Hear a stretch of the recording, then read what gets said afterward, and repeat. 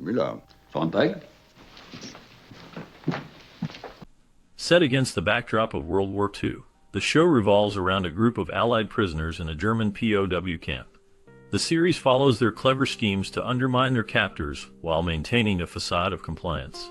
Colonel Hogan, the charismatic leader, orchestrates elaborate plans that often involve deception and wit. The humor is derived from the absurdity of the situation, as the prisoners outsmart their bumbling captors, showcasing their resourcefulness and camaraderie. Amidst the comedic antics, the narrative hints at deeper themes of loyalty and sacrifice. The characters navigate their dangerous environment with a mix of bravery and humor, creating a unique blend of entertainment that captivates audiences. The interactions between the prisoners and their captors reveal the complexities of war, friendship, and survival. As the series unfolds, viewers are drawn into the intricate dynamics of life in the camp, where every episode presents new challenges and clever solutions. In this context, the exploration of Bob Crane's double life adds an intriguing layer to the narrative, prompting questions about the man behind the character and the secrets he may have kept from those closest to him. The juxtaposition of his on-screen persona with his off-screen reality invites speculation about the true nature of his life and relationships. They didn't tell me! Fired it once? Jawohl! Colonel Klink is a central figure in the show, dedicated to keeping operations running smoothly at the POW camp. His main goal is to avoid any trouble with his superiors, which could lead to his reassignment to the front lines. This character is often portrayed as bumbling, yet somewhat endearing, providing a humorous contrast to the clever antics of the prisoners. The indoor scenes of the series were filmed at Desilu Studios, a well-known production facility that contributed to the show's distinct look and feel. For the outdoor scenes, the production utilized the 40 acres backlot in Culver City, which allowed for a variety of settings that enhanced the storytelling. The combination of these filming locations helped create a believable environment for the comedic escapades of the characters, making the series a memorable part of television history. The interactions between Colonel Klink and the other characters added depth to the narrative, showcasing the cleverness of the prisoners as they outsmarted their captors, while maintaining a light-hearted tone throughout. There's an attempted sabotage on the Milheim Railroad Bridge. It failed. Oh, that's terrible. Why must they do these things at night? To maintain continuity and avoid any issues with the setting, early production decisions for the show always depicted a winter environment. This choice meant that actors had to wear heavy coats even during the sweltering summer heat while filming. The unique winter backdrop added a distinct charm to the series, contrasting with the comedic elements of the storyline. Bob Crane, who played the lead role, wore a leather jacket that has an interesting history.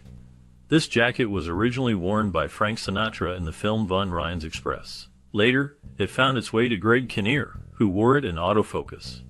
The jacket became a notable piece of wardrobe in the show, contributing to the character's style and presence. The combination of the winter setting and the iconic jacket helped create a memorable visual experience for viewers, making the show stand out in the landscape of television comedies during its time. That there is something going on between Frau Linkmeyer and myself. She talks about you a great deal. That's very flattering. During the production of the show, several key actors, including Werner Klemper, Howard Kane, Leon Askin, and John Banner, brought a unique perspective to their roles as the chief Germans. All of these actors were Jewish and had served in the U.S. Armed Forces during World War II. This background added depth to their performances, as they portrayed characters that were often seen as antagonists in a light-hearted context. Klemper, in particular, had specific conditions for his role as Colonel Klink. He insisted that the character never succeed in any of his schemes, which allowed him to navigate the complexities of playing a German officer while maintaining a sense of integrity and humor. This decision reflected Klemper's own experiences and beliefs, as he wanted to ensure that the portrayal did not glorify the enemy. The dynamic between the characters and the actors' backgrounds contributed to the show's unique blend of comedy and historical context, making it a memorable part of television history. Why? Are you thinking of me? You stop and pick up your trail yet? Night scenes in the show were creatively filmed using a day-for-night filter, which allowed the production team to simulate nighttime while shooting during the day. This technique sometimes resulted in noticeable sun-cast shadows, giving viewers a unique visual experience. The clever use of this method helped maintain the show's comedic tone while navigating the challenges of filming. Additionally, the series featured a playful approach to character identification through the use of code names. These names were inspired by fairy tales, adding a whimsical touch to the narrative. For instance, characters were assigned names like Papa Bear, Goldilocks, and Little Red Riding Hood. The main character, Hogan, was humorously given the code name Goldilocks, which reflected both his cleverness and charm. This creative choice not only enhanced the storytelling, but also contributed to the light-hearted atmosphere of the series, making it memorable for audiences. And really escape? But I shall be waiting for him, and I won't have to share. Snow effects in the show presented unique challenges for the production team. Initially, salt was used to create a snowy illusion, providing a textured appearance on set. However, as filming progressed, the method was refined. White paint patches started to replace salt, especially in high-traffic areas, allowing for a more controlled and visually appealing look. This change helped make snowy scenes more realistic, while keeping production costs manageable. The setting for the story also underwent significant alteration. Originally, the script placed the characters in an American jail. This concept was later transformed into a World War II setting. This shift was made to avoid potential conflict with another NBC show that had a similar premise. The decision to set the series in a war context provided a rich backdrop full of comedic opportunities, allowing the characters to navigate their absurd circumstances with clever humor. This classic became a staple of television, showcasing clever writing and memorable performances while effectively utilizing these innovative snow effects and setting changes. Party tomorrow night? Oh, yes, he will extend the General's regrets to Honey Hornbull. The instrumental march that opened and closed episodes of the show had secret lyrics that added a unique charm to its presentation. This catchy tune became iconic, setting the tone for the comedic antics that unfolded in the camp. A quartet of cast members even released an album featuring popular 1940s songs, showcasing their musical talents and connecting the series to the era it humorously depicted. Werner Klemperer, who played Colonel Klink, displayed his sense of humor in various ways throughout the series. One memorable instance involved him playfully scolding a nervous waiter, a moment that echoed the character's comedic style. Klemperer's ability to blend humor with his role made Colonel Klink a beloved character, as he often found himself in absurd situations, oblivious to the clever schemes of Hogan and his team. This blend of music and humor contributed to the show's lasting appeal and its place in television history. We are not totally uncivilized here at Starlock 13. Schultz, you want to lick the butt? Yeah. Bob Crane was widely regarded as the ideal leading man during his time on the show, charming audiences with his likable persona. He was often described as a typical family man, a portrayal that resonated with many viewers. His daughter painted a picture of him as someone who embodied the values of a loving father and husband. However, beneath this public image lay a hidden life that starkly contrasted with the persona he presented to the world. Crane struggled with sex addiction, a fact that remained largely unknown to his fans and colleagues. He engaged in numerous sexual encounters and took to recording these experiences, creating a secret archive that would later shock those who knew him. This hidden aspect of his life was only revealed after his tragic murder in 1978, which left many to grapple with the duality of his existence. The contrast between his public charm and private struggles paints a complex picture of a man who was both beloved and deeply troubled. Dismissed! Well, it doesn't fall on you. Despite the challenges in his personal life, Crane found a partner in Patricia Olson, who accepted him with all his complexities. Their relationship was marked by an understanding of his struggles, particularly his addiction and obsession with sex. Olson was aware of Crane's past and his tendency to have multiple partners, yet she maintained that their marriage was filled with happiness. This acceptance played a crucial role in their life together, as it allowed them to navigate the ups and downs of their relationship. Crane's first marriage, which produced 3 children, had ended, but his bond with Olson seemed to offer him a sense of stability. The couple's dynamic was unique, as Olson's awareness of Crane's issues did not deter her from embracing their life together. Instead, it fostered a connection that many might find surprising, given the circumstances surrounding Crane's life. Their story reflects the complexities of love and acceptance in the face of personal challenges. This is on the losing streak. That is enough, Hogan. You are dismissed. Oh, just one moment, Major. Behind the scenes of the beloved television series, there was a world that remained hidden from the public eye. The lead actor, Bob Crane, who who played Colonel Hogan, led a secret life that few, if any, knew about.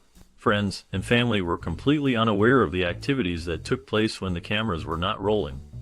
Crane was known for his charm and humor on screen, but off-screen, he engaged in a lifestyle that involved a series of relationships and interests that were far from the wholesome image portrayed in the show. His passion for photography, particularly of a more adult nature, was something he kept private. This duality created a stark contrast between his public persona and his private life. While audiences laughed at the antics of the characters in the camp, Crane's personal life was filled with complexities that remained undisclosed to those closest to him. The secrecy surrounding his life added an intriguing layer to the legacy of the show, leaving many to wonder about the man behind the character. Hogan, please tell me it is not true what I just heard, please. Set during World War II, the show follows a group of Allied prisoners in a German POW camp. The main character, Colonel Hogan, leads his fellow prisoners in clever schemes to outsmart their captors while secretly aiding the war effort. The setting is a fictional camp called Stalag 13, where the prisoners often find themselves in humorous situations despite the serious backdrop of war. Key characters include Sergeant Schultz, who is oblivious to the prisoners' plans, Colonel Klink, the bumbling camp commandant, and various other prisoners who each bring their unique skills to the group. The series premiered in 1965 and became popular for its blend of comedy and wartime themes. It received several awards, including Emmy nominations, and is remembered for its witty writing and memorable characters.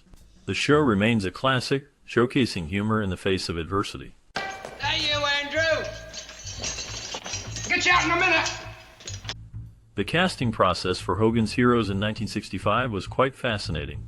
The producers sought actors who could bring humor and charm to their roles while also fitting the unique premise of a comedy set in a World War II POW camp. Bob Crane, who played Colonel Hogan, stood out during auditions for his comedic timing and ability to connect with the material.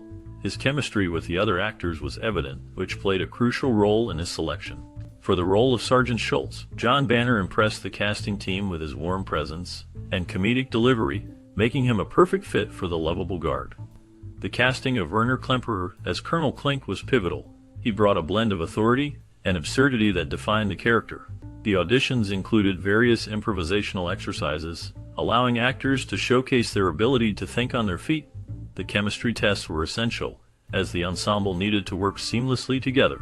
Each actor's unique personality contributed to the show's dynamic, creating a memorable cast that resonated with audiences. Dismiss your men. Jawohl, Herr Kommandant! Atmen! The directorial vision behind the 1965 TV series Hogan's Heroes was marked by a unique blend of humor and historical context. The director aimed to create a comedic take on World War II, focusing on the antics of American prisoners of war in a German camp. This approach was influenced by the desire to provide entertainment while also offering a light-hearted perspective on a serious subject. The director's style emphasized witty dialogue and physical comedy, allowing the cast to shine in their roles. Collaboration with the cast and crew was essential, as the director encouraged improvisation and creativity, fostering a relaxed atmosphere on set. This collaboration helped to develop strong character dynamics, making the show memorable. The director also drew inspiration from classic comedies and vaudeville, which shaped the show's pacing and timing. The result was a series that balanced humor with clever storytelling, appealing to a wide audience while navigating the complexities of its historical backdrop. You're jealous of Bobo. I couldn't care less. Now look, are we... Set in a fictional German POW camp during World War II, Hogan's Heroes was produced with a unique blend of humor and historical context. The set design was crucial, as it needed to reflect a realistic yet comedic environment. The production team created detailed replicas of barracks, offices, and the camp's iconic watchtower, using painted backdrops and props to enhance the illusion of a wartime setting. Filming primarily took place on a soundstage in Hollywood, which allowed for controlled conditions, but also posed challenges in creating an authentic outdoor feel. Logistical issues included coordinating the large cast and crew, managing costumes that reflected the era, and ensuring that the comedic timing was perfect. Innovative techniques included the use of multi-camera setups, which allowed for quick filming of scenes and capturing the actors' performances from different angles simultaneously. This approach not only saved time, but also added to the show's dynamic feel. The production team worked hard to balance humor with the serious backdrop of war, making Hogan's Heroes a memorable series. Oh, no, look, it's probably just a misunderstanding. Please, Colonel Hogan, stay out of this. The creation of the score and soundtrack for the 1965 TV series Hogan's Heroes played a vital role in shaping its unique blend of comedy and wartime themes. The music, composed by Jerry Fielding, was designed to complement the show's lighthearted take on life in a German POW camp during World War II. Fielding's work included catchy themes and playful motifs that underscored the humorous antics of the characters, particularly Colonel Hogan and his crew. The use of orchestral arrangements added a sense of adventure and mischief, enhancing the narrative's comedic elements. Musicians involved in the project contributed to the lively sound, with brass and woodwinds often taking center stage to create a spirited atmosphere. The theme song, with its memorable melody, set the tone for each episode, inviting viewers into a world where humor triumphed over adversity. Insights from Fielding reveal that he aimed to balance the absurdity of the situations with a musical style that was both engaging and entertaining. The score not only supported the storyline, but also helped to establish the show's identity, making it a beloved classic in television history. Lady out of there in a hurry. Yeah, but how? Well, just off the top of my head, sir, I could tunnel out with her. The series Hogan's Heroes features several iconic scenes that showcase the cleverness and humor of the characters. One memorable moment is when Colonel Hogan outsmarts the bumbling guards, highlighting the show's comedic take on World War II. The direction by Bernard Fane and the performances of Bob Crane and the ensemble cast bring a lightheartedness to serious themes. The cinematography captures the vibrant colors of the set, contrasting with the grim backdrop of a POW camp. The laughter from the audience reflects the clever writing and timing of the actors, making these scenes resonate. The filmmakers aimed to create a show that entertained while subtly critiquing authority. Actors like Werner Klemperer, who played Colonel Klink, often commented on how the humor allowed them to explore complex characters in a fun way. These moments not only provide laughs, but also invite viewers to think about the absurdity of war and the resilience of the human spirit.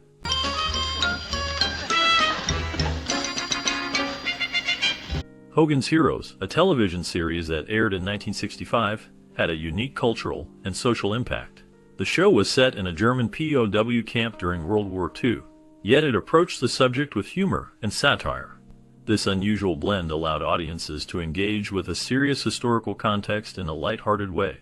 Many viewers found the characters relatable and entertaining, which helped to soften the harsh realities of war. The series resonated with audiences by showcasing themes of camaraderie, cleverness, and resistance against oppression. It influenced pop culture by introducing memorable catchphrases and characters that became iconic. The show also sparked discussions about the portrayal of war and the ethics of comedy in sensitive subjects. While some criticized it for trivializing the war, others appreciated its ability to provide a different perspective on history. The series remains a notable example of how television can reflect and shape societal attitudes, making it a significant part of cultural conversations during its time. There you are.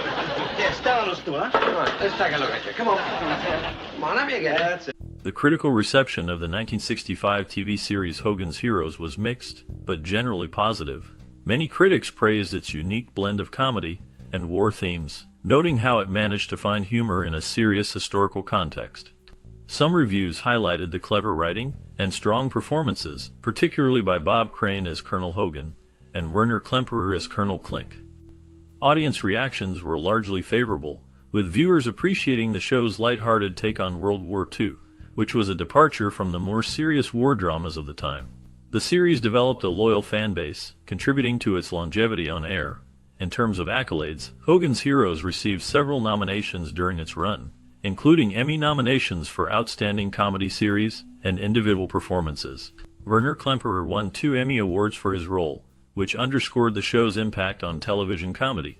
These awards and nominations reflected the talent and hard work of the cast and crew, solidifying their place in television history and showcasing the show's ability to entertain while navigating complex themes.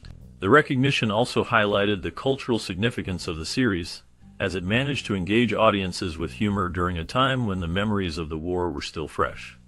Which thumb was it? The right or the left? During the production of Hogan's Heroes, the cast often found themselves in humorous situations that mirrored the comedy of the show. Bob Crane, who played Colonel Hogan, would sometimes improvise lines that had the crew in stitches. One day, while filming a scene in the barracks, Crane decided to add a funny accent to his dialogue, which caught everyone off guard, and resulted in multiple takes due to laughter. The friendship among the cast was palpable, and they would often share jokes between takes. Additionally, the set was designed to resemble a German POW camp, but it was really just a studio filled with props and a lot of creativity. Richard Dawson, known for his role as Newkirk, would frequently play pranks on his co-stars, including hiding in props to make unexpected appearances. The writers and producers took great care to balance humor with the show's historical context. They often invited veterans to share their stories, ensuring authenticity while maintaining a lighthearted tone.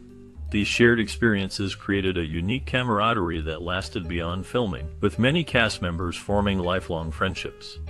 As the production moved along, the cast often gathered after filming to share meals, where stories from their days in Hollywood flowed like wine. This sense of family added to the charm of the show, and made the hard work of filming feel like a fun venture rather than a job. Each day on set was filled with laughter, camaraderie, and lessons about resilience, reflecting the show's spirit in ways no script could capture. Cannot be divulged. I do not know myself, and Herr Strasser can reveal this information to no one, except... Hogan's Heroes, which aired in 1965, left a unique mark on television history. The show, set in a German POW camp during World War II, blended comedy with a serious backdrop, which was quite unusual for its time. This approach allowed audiences to engage with the war's themes in a lighter way, making it accessible and entertaining. The characters, especially Colonel Hogan, showcased cleverness and camaraderie, which resonated with viewers. Its humor often poked fun at authority and the absurdities of war, influencing future sitcoms to explore similar themes. The series inspired later works that combined humor with historical contexts, paving the way for shows like MASH, which also tackles serious subjects through comedy. Hogan's Heroes demonstrated that laughter could coexist with difficult topics, encouraging filmmakers to take creative risks. Its legacy continues to be felt in how stories are told on screen, reminding us that humor can be a powerful tool in storytelling. Have you never felt the love that comes to a man once in a lifetime? Dozens. Sharing your experiences and memories related to the 1965 TV series Hogan's Heroes can be a wonderful way to connect with others. Many viewers remember the show fondly for its unique blend of humor and historical context. It offered a lighthearted take on World War II, which was quite different from the serious portrayals often seen in films and other media. The characters, like Colonel Hogan and his crew, brought laughter and cleverness to a challenging time, making it memorable for those who watched it. Reflecting on how the show influenced your perspective on cinema can be enlightening. Did it change how you view war stories or comedy? Perhaps it inspired you to explore more shows from that era, or even to appreciate the art of storytelling in a new way. Engaging with others about these memories can spark interesting conversations. We encourage you to like, share, and subscribe for more cinematic explorations. Your stories matter and can inspire others to reflect on their own experiences with this classic series. Something wrong, sir? We just got a radio message from London. One of our resistance